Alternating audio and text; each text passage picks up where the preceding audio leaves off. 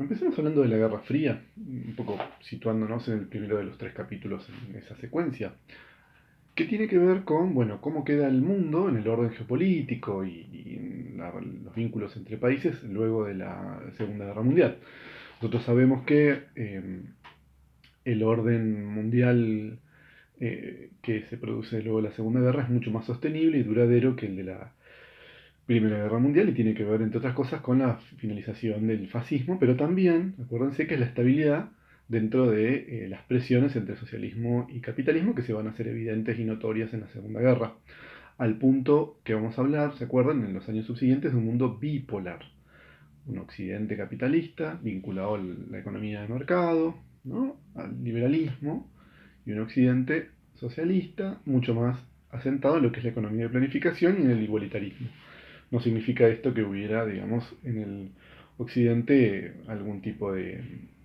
línea más socialista. De hecho, gran parte de lo que es Estados Unidos, que es el líder del occidente capitalista, y el desarrollo del Plan Marshall, que es un paquete de ayuda que Estados Unidos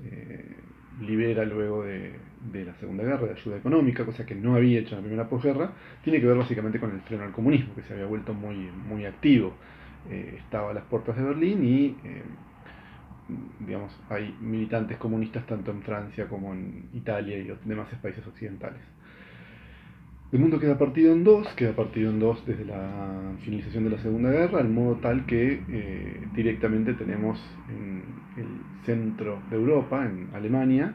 una especie de expresión concreta de esa partición con el muro de Berlín, que es de la década del 60, recuerden ustedes, y casi que, en términos simbólicos, pero también materiales, 150 kilómetros de pared, es un montón, aparece esta divisoria entre capitalismo y comunismo. Ese muro no se podía pasar si uno estaba en la Alemania comunista o en la Alemania capitalista, y básicamente si uno lo hacía sin permiso tenía muchísimas dificultades. Esto, por supuesto, y desde ya que hay que pensarlo y hay que entenderlo en una lógica y en un contexto de un enfrentamiento militar que nunca se dio, nunca hubo una guerra. La Guerra Fría se llama así, tiene esa denominación, porque nunca existió un enfrentamiento entre Estados Unidos y la Unión Soviética, sino más bien una multiplicidad de pujas económicas, de pujas ideológicas, perdón, también económicas, pero sobre todo un recorrido ideológico, tensiones, agravamientos, apoyos cruzados en distintas partes del mundo, pero nunca se enfrentaron entre ellos.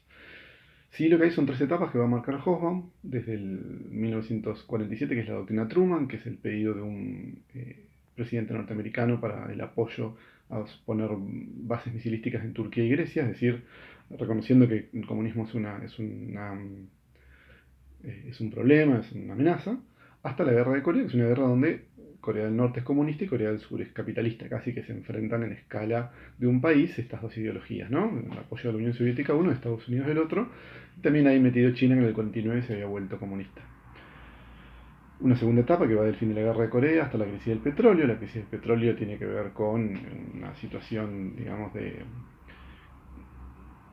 política que se da un enfrentamiento entre los países árabes e Israel en la guerra de Yom Kippur en 1972, y como el Estados Unidos apoya a Israel, una falta de un boicot de los árabes a Estados Unidos y un aumento en 400% de el barril crudo, con consecuencias sociales que vamos a hablar en el próximo videito cuando hablemos del Estado benefactor. Este es un ciclo, digamos, donde se da la guerra de Vietnam y donde tenemos los gobiernos, si se quiere, más, de alguna manera más proclives a cierta negociación. Por eso esta ola, así como la primera etapa, como la va a llamar, de la confrontación, esta va a ser de la distensión, porque el conflicto va a cambiar. Esto cambia claramente con la crisis del petróleo. A partir de ahí, de la década del 70 y del 80, tenemos la etapa de la nueva confrontación, sobre todo con la aparición de los gobiernos de Margaret Thatcher y Ronald Reagan, y una crisis que se vuelve muy ideológica y con puntos muy altos hasta la conferencia de Reykjavik en el 86. Esta etapa finaliza, de la nueva confrontación, finaliza en 1991 con la caída de la URSS, digamos, con la finalización de la Guerra Fría.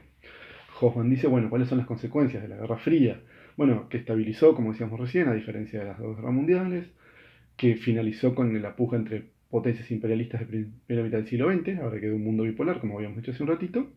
y que generó y aceleró la carrera armamentística. Hacer armas se vuelve un gran negocio, y discutir las formas, mil y un formas de apropiarse de esas armas también. Bueno, hablamos un poquito ahora de la cuestión social, que es muy importante, y del Estado benefactor. Acompáñenme al otro video.